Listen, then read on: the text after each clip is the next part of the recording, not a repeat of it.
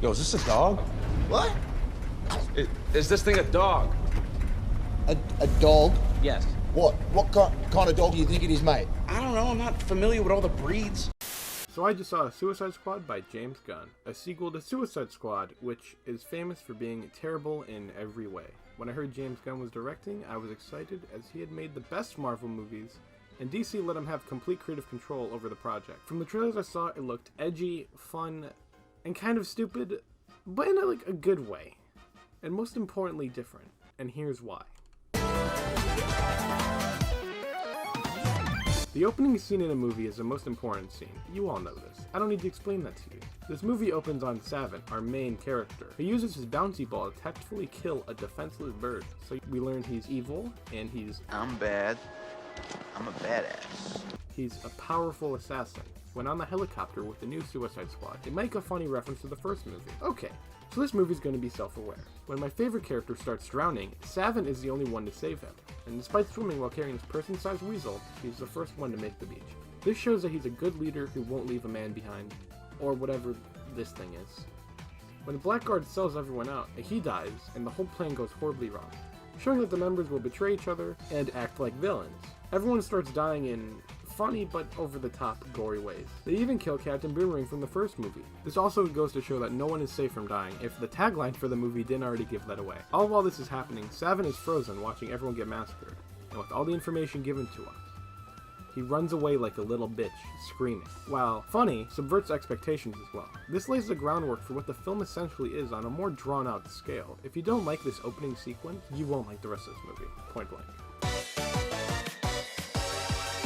The acting overall was very good. The only people I thought did slightly bad would be some of the mission control people, but they're only in 3 scenes anyway. I was amazed at the fact that 3 returning characters, Rick Flag, Harley Quinn, and Amanda Waller, despite being more or less the same, are so much better than in Suicide Squad.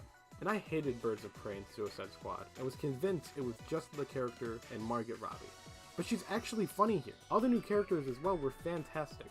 It's a great movie when you can't even decide who your favorite character was. They all get the right amount of screen time to the point where I didn't feel the movie was picking favorites. The setup for each action scene was different from the last, and a lot of impressive camera work was done, which you don't really see in a lot of Marvel movies. There were some really cool long takes, like the fight where Bloodsport and Peacemaker are showing off to each other, and while there are funny scenes, they almost always are to establish something later on or to develop the character. The pacing never feels stopped to tell a joke, or nothing is interrupted to tell the joke. The only example I could really think of where the flow just stops to tell a joke would be the Milton joke. But even then, it was slightly funny, so it's okay. The action scene where Harley breaks out of the cellar was so good.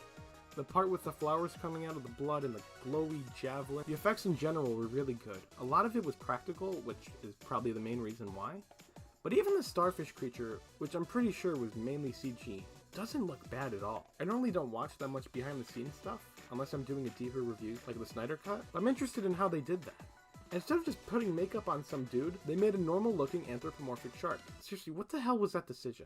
The gore was over the top but fun. What also made me happy was that there was an actual reason to have villains do the mission. Because in the first movie, it didn't really make sense not to have Superman or the Flash take down the bad guy, but in this one it's a secret government thing. So if someone were to die, they were bad guys, so no one really cares. As I mentioned earlier, the biggest strength this movie has are its characters. Despite the tagline, I got very attached.